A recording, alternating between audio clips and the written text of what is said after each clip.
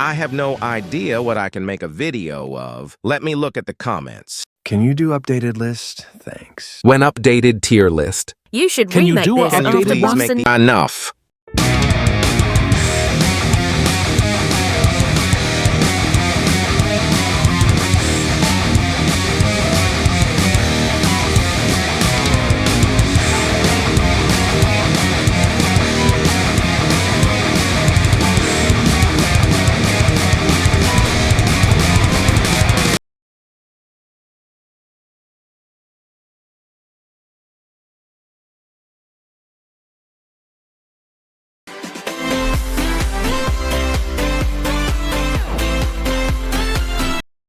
For this list, I'm also including Error as a support, but I won't include Disbelief Papyrus, as he can do some crazy DPS.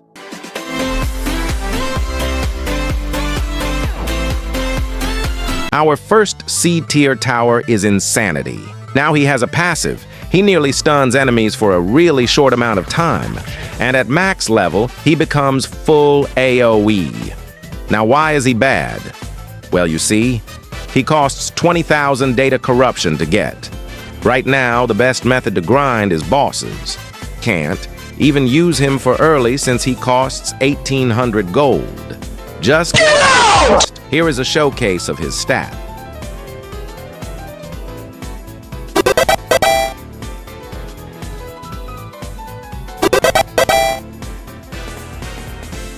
The next tower is My Data. He just deals 20 DPs and has a placement limit of 1 easy C tier. Another tower is Papyrus. He is just a free tower that basically works like Trapper from TDS. But the problem is, he deals very low amount of damage. Here are his stats.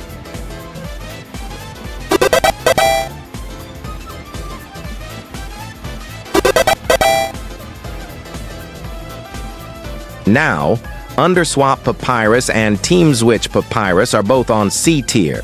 Undertale Sands is better than them at total DPS, and also Outertale Sands is better at area control than both of them. Here are their showcase.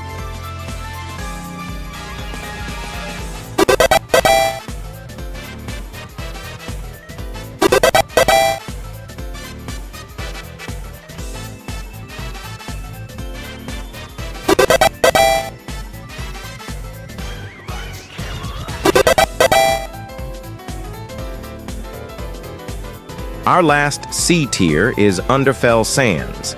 This tower costs 14k data corruption, another worthless tower.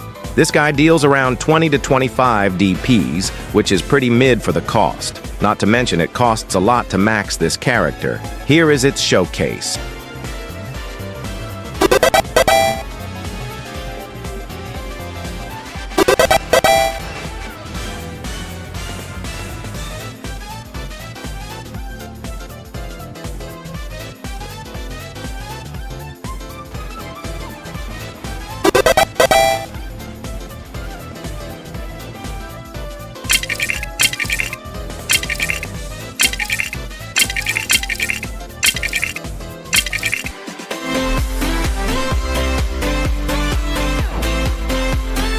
Our first B tier is Frisk. Frisk is really easy to get and actually good for the price. Here are the stats.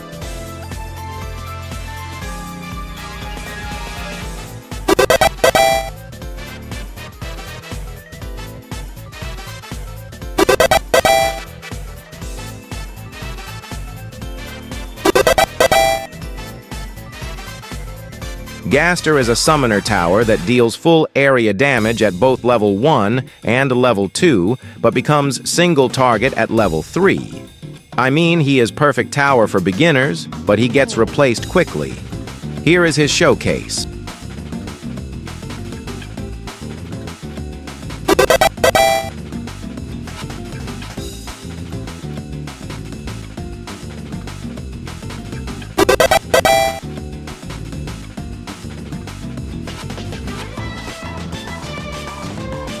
Ink Sands' passive is slowing enemies by 95% for a short amount of time. This can have quite some use cases on normal matches, but again, he is way too expensive to max, and it's not worth his price. He could possibly have been C tier, but I decided to put him to this place.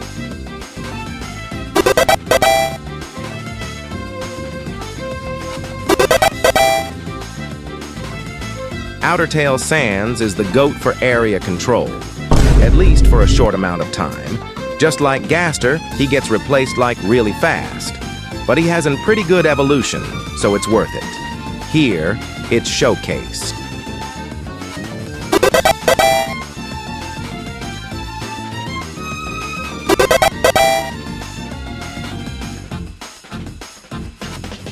True, Bad Time Sans doesn't worth 20k anymore. For the same price you can get Fatal or Nightmare Mode Sans. He is not bad, but not that good either.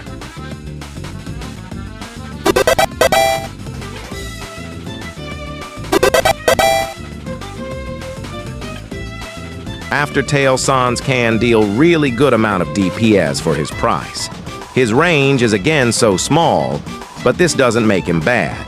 He can deal up to total of 170 DPs, which is more than Epic Sans' total DPS. And you can evolve him to Fatal Error, which is insanely good.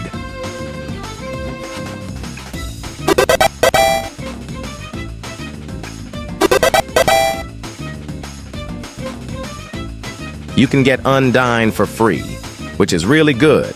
She can do 85 damage meanwhile, having super long range.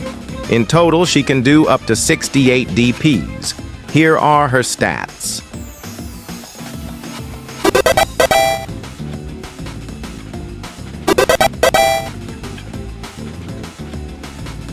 Our last B tier is Jason, which is from the game called Forsaken. He has 3 passives. He cannot be killed, but he has really short amount of range, but he has really low amount of DPS for a close range character. Here are his stats.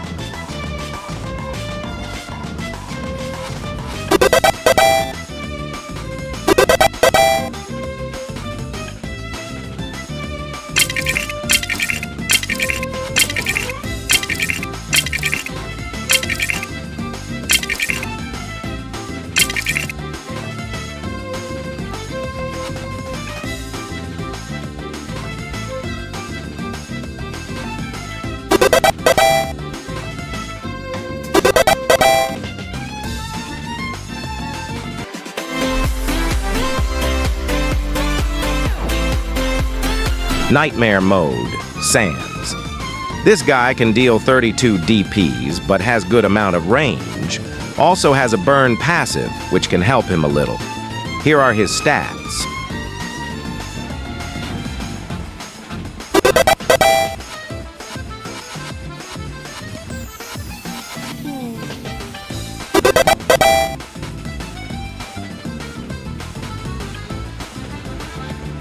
They really buffed Killer Sans a lot. He is a lot cheaper now, costing around 2,000 gold, which is what it should cost for a close-range character. He can deal up to 140 DPs, and he even has splash range. Here are his stats.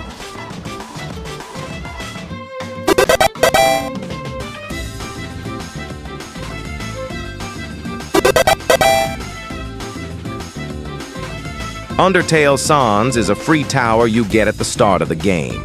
Now I forgot about one thing, and he has a Karma passive, which can deal 2.5 damage every 0.5 seconds at max level. Now just this passive is 5 DPS. The Bone deals 7.5 DPS, which in total makes up to 12.5 in total. It's 62.5 DPS. He also has good range for a free tower. Here are his stats.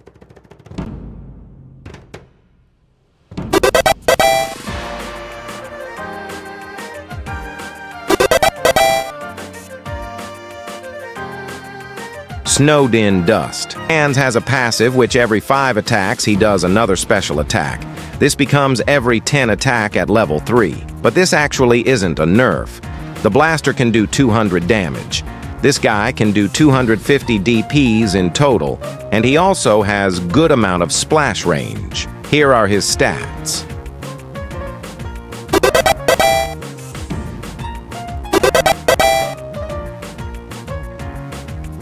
Epic Sans costs really low amount for what you can do with him. He can do 160 DPs in total. He also has a little bit of splash range. Here are his stats.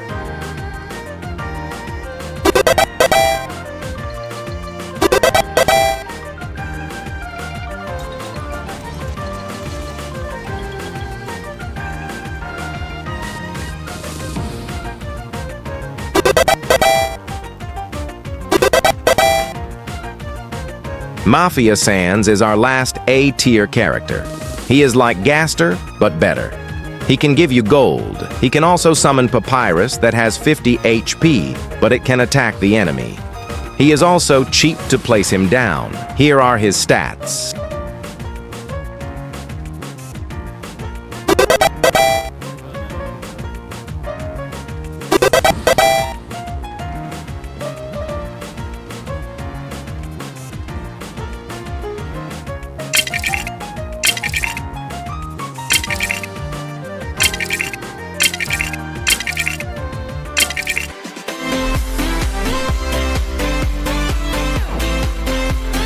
No more deal.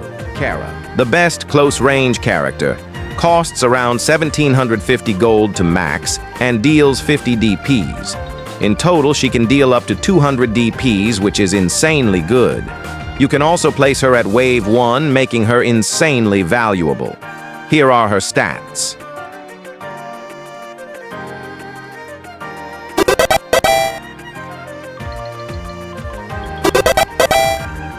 Tears in the Rain.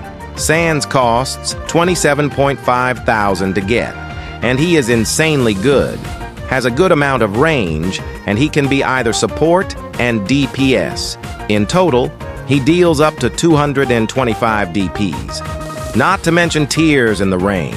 Boss isn't that hard either, so he easily deserves this place. Here are his stats.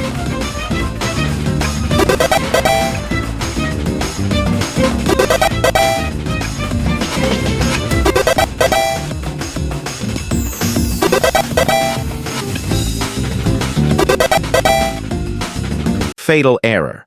Sans is known for his DPS. He can do up to 330 DPs in total.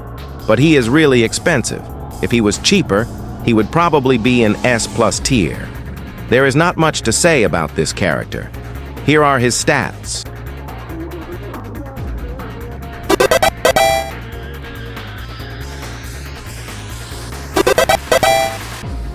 Disbelief Papyrus is basically true. Bad time Sans, but better. I mean, there are some support passives like him giving 20% more spare damage nearby unit, but that goes away at level 3. He can do up to 224 DPs in total. He also has a decent amount of range. Here are his stats.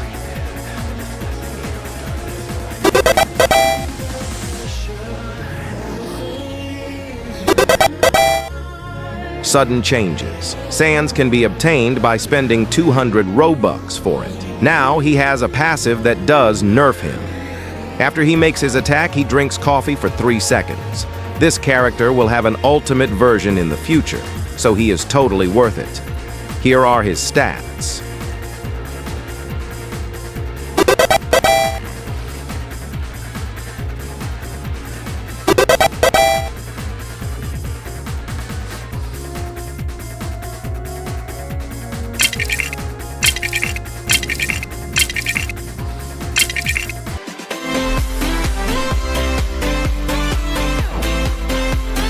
Our first S+ tier is Waterfall Dust Sans. He has 30 range.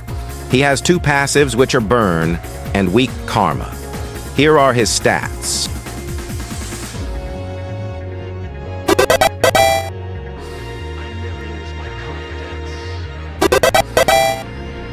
Gaster is a tower that can be obtained by spending 42,500 data corruption and deals very good amount of DPS. He costs around 10,000 to max out and has a placement limit of 2.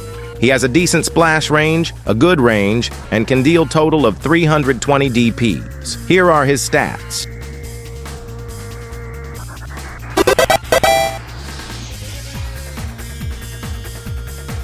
Now he also costs a lot to max out. In total, you would need 25,000 gold to max him out. He also has a global placement, which means if Somon places him, you can't place him no more, and he will die in Phase 3 when the song ends, which takes around 6 minutes. He could be also moved, and he can summon Sons at level 2 and Undyne at level 3.